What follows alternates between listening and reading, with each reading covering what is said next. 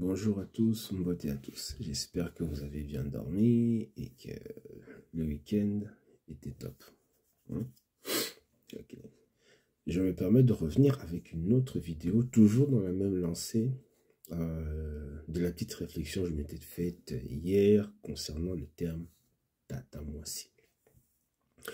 À la différence que cette fois-ci, je vais vous faire écouter la vie d'un aîné à moi, un Bantou de Cameroun, qui va apporter une dimension à laquelle je n'avais pas pensé dans ma réflexion. Et comme je le dis, ce n'est pas un fait scientifique, parce qu'on a sur Instagram qui me reprochait oui, mais ton truc là, c'est pas machin scientifique. Il n'y a rien de scientifique, il n'y a rien d'historique dans ce que j'ai abordé. C'était une réflexion, introspection. Ça venait de moi, de ma réflexion, de comment je me suis posé la question et ce que je voyais, ressentais, comprenais. Bref, je vais vous faire écouter la vie d'un aîné à moi. Prêtez bien l'oreille à ce qu'il va dire et vous allez comprendre ce qui m'a beaucoup touché et intéressé dans son argumentaire. On y va. Beauté, Ndeko, je viens de voir la petite vidéo que tu as faite en story, qui est très interpellante à plusieurs égards. D'abord, linguistiquement, Tata, ce que j'ai souvent entendu les Bantous du Sud, c'est-à-dire ceux d'Afrique centrale, donc du Congo, et puis en descendant, comme on parlait de Tata Madiba pour désigner Nelson Mandela. En fait, dans la langue bantou que je parle, c'est une langue de la région du sud du Cameroun, on dit Tara pour dire les pères. Donc, Betara, donc tu vois en bantou, hein, le pluriel en BE, Betara pour dire les pères ou les ancêtres. Sachant que le mot Tara semble étymologiquement lié à commencement. Dans ma langue, le verbe commencer se dit atari. Donc tu vois le verbe, le radical,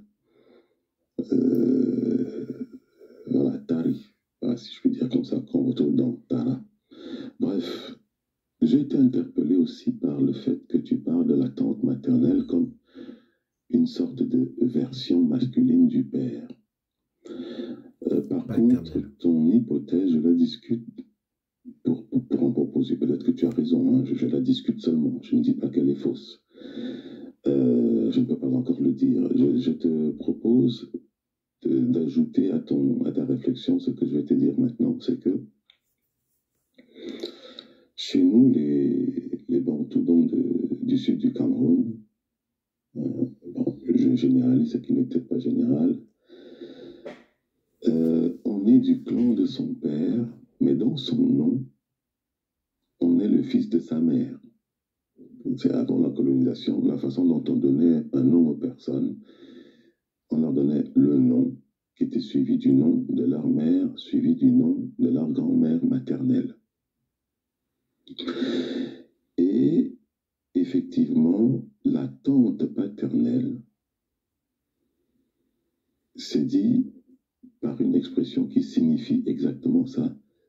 C'est mon père au féminin. Le père au féminin. Et mon hypothèse n'est pas forcément liée à la fainéantise ou la défaillance des pères. Même si la mère est quand même très importante dans la vie d'un homme, dans nos traditions, je propose qu'ici, en fait, je suis tenté de me dire que la tante maternelle et la tante paternelle n'ont pas tout à fait le même statut. Donc, sans forcément dire qu'elles sont inégales, hein, mais ça permet la façon dont on appelle la tante maternelle permet aussi de la distinguer de la tante paternelle, en sachant que le clan de mon père, c'est l'ensemble de mes pères, en fait. D'accord? Mais comme dans le clan de mes pères, il y a aussi des femmes qui sont mes pères, si tu veux, alors la langue distingue mes pères tout court, qui sont les pères masculins, et les pères qui sont des femmes. C'est-à-dire, ce n'est pas qu'elles soient dégenrées ou quoi que ce soit de ce type, mais pour simplement dire que le clan de mon père, c'est le clan de mes pères, et ce sont mes pères. Avec aussi tout un système de relations qui fait que je ne traite pas mes oncles comme paternels comme je traiterais mes oncles maternels. Tout bêtement, dans notre région, quand je vais chez mes oncles maternels, j'y suis traité comme un roi. Je suis chez moi.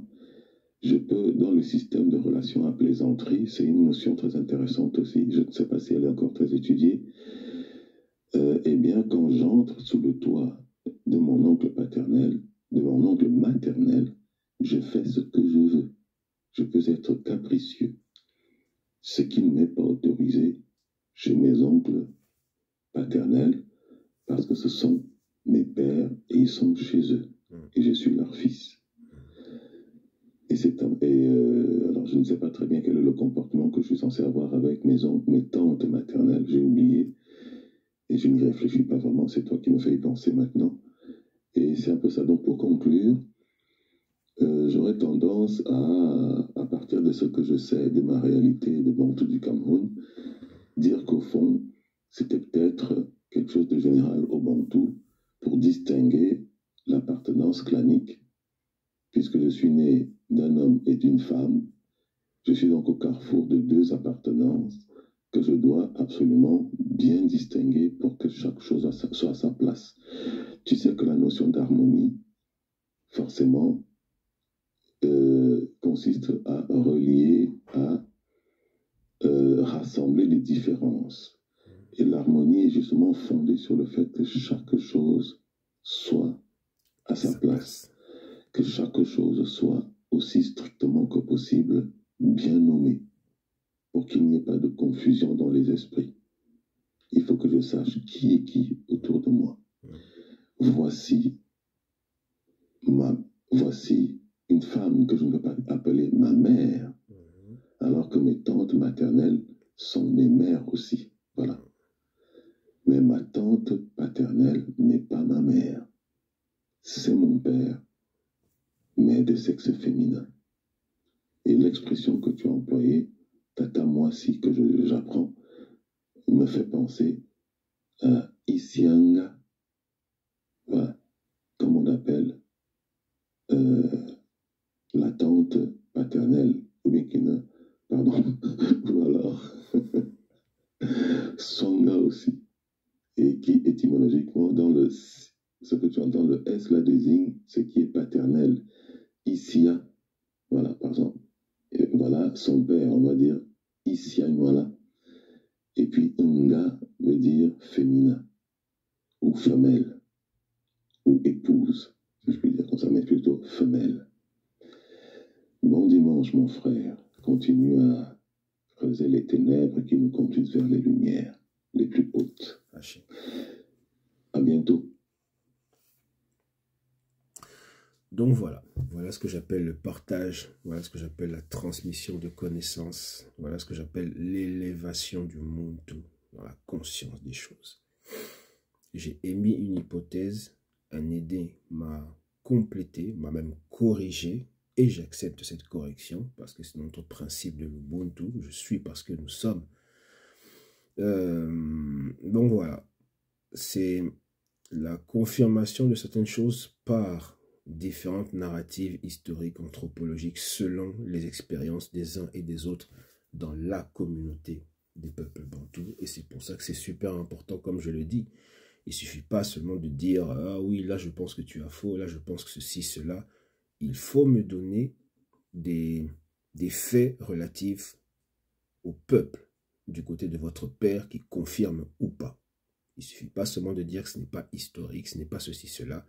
Ramener des faits qui contredisent ou qui infirment. C'est comme ça qu'on grandit dans la connaissance, pas en disant ça ne s'appuie pas sur l'histoire, ça ne s'appuie. Emmenez-moi des faits anthropologiques, des faits culturels, des faits sociétaux pour permettre d'affirmer ou d'infirmer la chose.